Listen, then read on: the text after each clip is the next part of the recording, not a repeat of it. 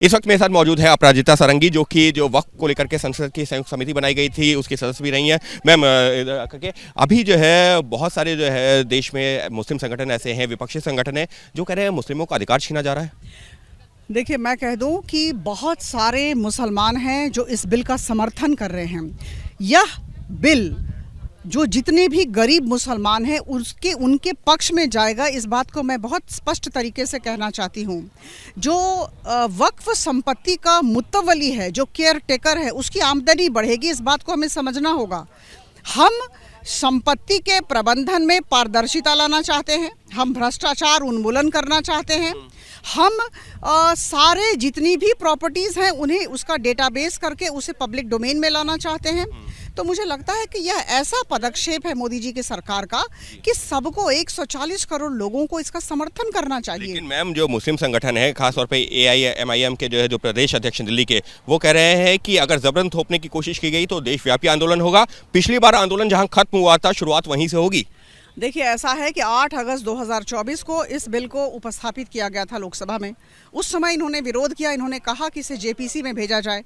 तुरंत सरकार मान गई और इसे JPC में भेजा। 6 महीने तक हमने मशक्कत की, विचार विमर्श हुए, 284 संस्थाओं से अधिक संस्थाओं के साथ हम लोगों ने बातचीत की और उसके बाद आज करीबन 14 अमेंडमेंट्स के साथ इस बिल को फिर से लोकसभा में लाया गया है, जो मुझे लगता है बहुत बड़ी बात आज होने जा रही है।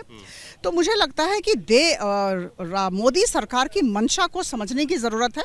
यह एक सुशासन का बहुत बड़ा उदाहरण बनने जा रहा है। आप ये कह रही हैं कि जो 14 प्रावधान थे, वैसे 44 बिल में प्रावधान है, उसमें से 14 प्रावधानों में कितने संशोधन हुए हैं? 20 से ज़्यादा। बता दूं कि 44 संशोधन के प्रस्ताव को लेकर सरकार 8 अगस्त 2024 लोकसभा में गई। उसके बाद इसे JPC में लाया गया और वो जो 44 संशोधन के प्रस्ताव हैं, उनमें 14 जगहों पर संशोधन प्रस्तावित हुआ है JPC में। तो उससे लेकर हम आज आए हैं लोकसभा में, ये पूरी बात है। विपक्ष कह रहा है पुरजोर विरोध करेंगे, संसद से लेकर के सड़क तक। वो झुकने को तैयार नहीं है। वो कह रहे हैं कि मुसलमानों का अधिकार छीना जाएगा, हम विरोध करेंगे। देखिए, ऐसा है कि वो ऐसा करेंगे क्योंकि ये उनकी फितरत है और उनकी सार्थकता का सवाल है।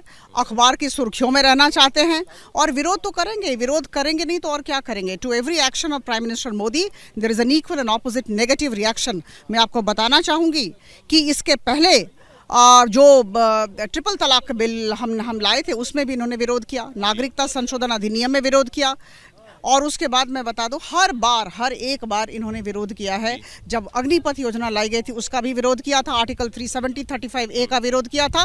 तो विरोध करेंगे क्योंकि विरोध करना इनकी आदत है। विरोध करना इनकी आदत है, विपक्ष की आदत है। हर जो है महत्वपूर्ण मुद्दे पर जो है विरोध कर रहे हैं, लेकिन उससे कुछ फर्क नहीं पड़ता क्योंकि ये मुस्लिम समाज के पक्ष में बिल है। इतना ही नहीं, अपराजिता सारंगी ने एक बड़ी जानकारी देते हुए कहा है कि जो पिछला बिल सरकार लाई थी, वक्फ संशोधन बिल, उसमें 44 प्रावधानों में संशोधन किया गया था पिछले कानून के मुताबिक। लेकिन उसके बाद भी जब कमेटी के सामने गया तो उन 44 में से 14 और जो प्रावधान है, 44 में से 14 प्रावधानों में और संशोधन कर दिया गया। यानी कि लगातार जो तमाम जो है तथ्य सामने आए थे, उसको देखते हुए लगातार जो है अच्छे के लिए, बेहतरी के लिए संशोधन किया गया है और विपक्ष सिर्फ इस मुद्दे पर कर रहा है राजनीति।